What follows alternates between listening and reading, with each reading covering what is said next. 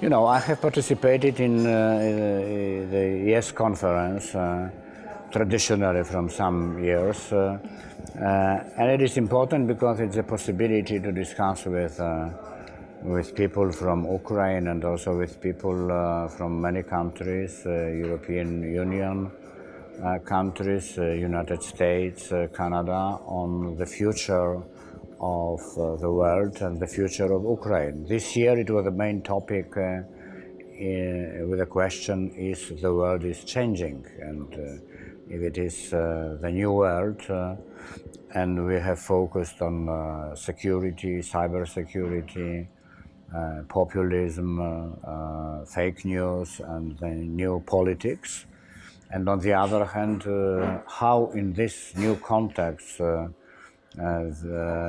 Ukraine looks like, and what kind of cooperation between global organizations, institutions, European institutions could support reforms in the Ukraine and the future stabilization and peace. Yes. So it was very, very important, and in this week we will have Parliamentary Association Committee. There are some representatives of European Parliament and representatives of Verkhovna Rada, and we are working on association way, considering how reforms are going on, what is needed, in which areas we have successes, in which areas we need to support and be better organized. And we will go to Dnipro, and also we'll go our old delegation on Ukrainian side and on European side to the east part and of the Ukraine, to the territories which are under the threats of the war. And of course, you know, it's important what kind of solutions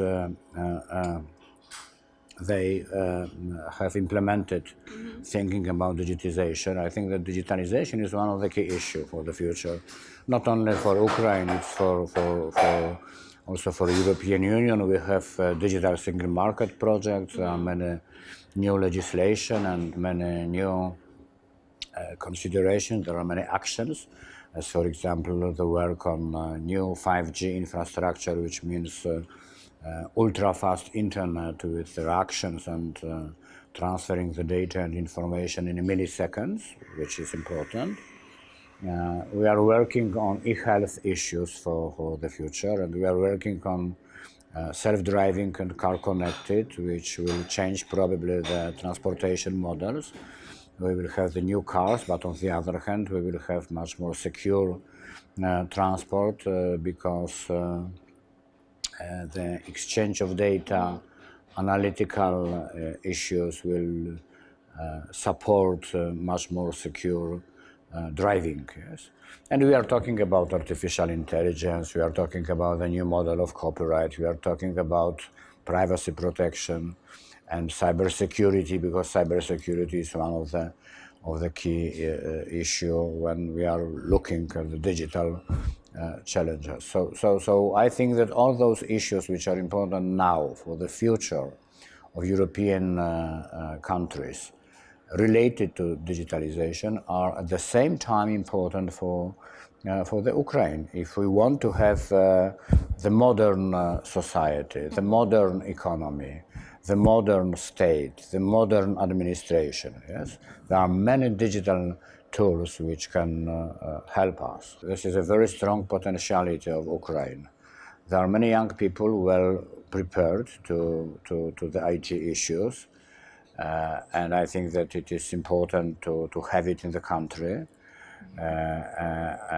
There are many traditional factories which some years ago, many years ago, worked on electronic issues, and I think that now, if it is possible, they require reconstruction and restructuring, yes, and open the new possibilities for the production.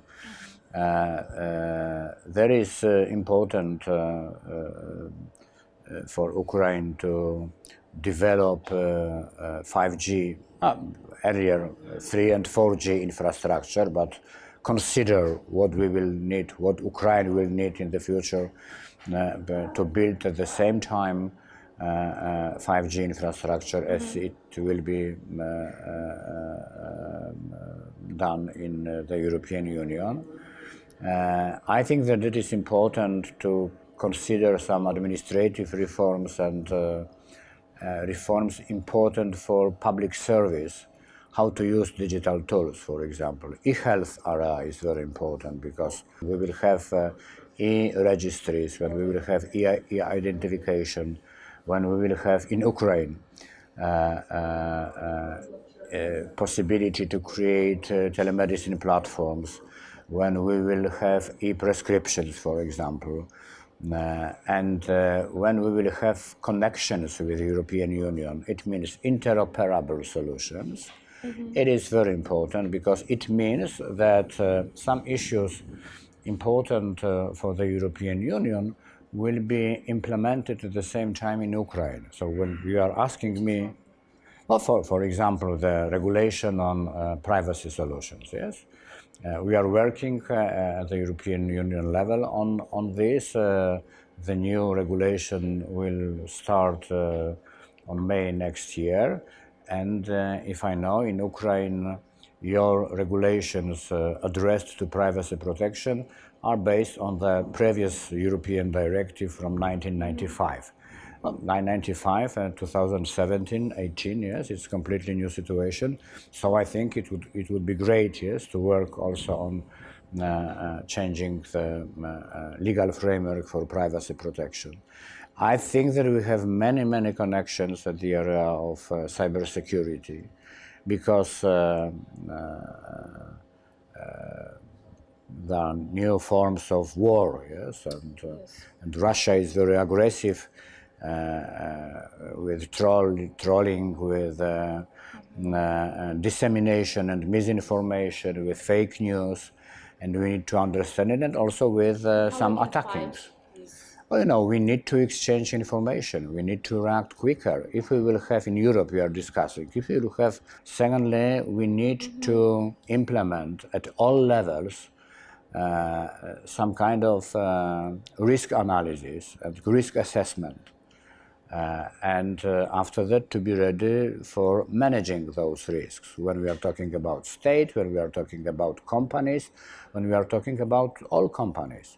And also, we need to raise the awareness of those issues among society, because very often cybersecurity is related to our attitudes. If we are cautious, if we are changing our pins, if you are changing passwords, if you are changing closing, for example, the computer, the tablet when we are going out, and so on and so on. There are many forms of responsibility for the cybersecurity, and I think it's important to share the responsibility and also to indicate which institution from which kind of level will be responsible for cybersecurity. At the European level, we have the ENISA agency, and now we are on the work to empower and to strengthen the position of ENISA agency.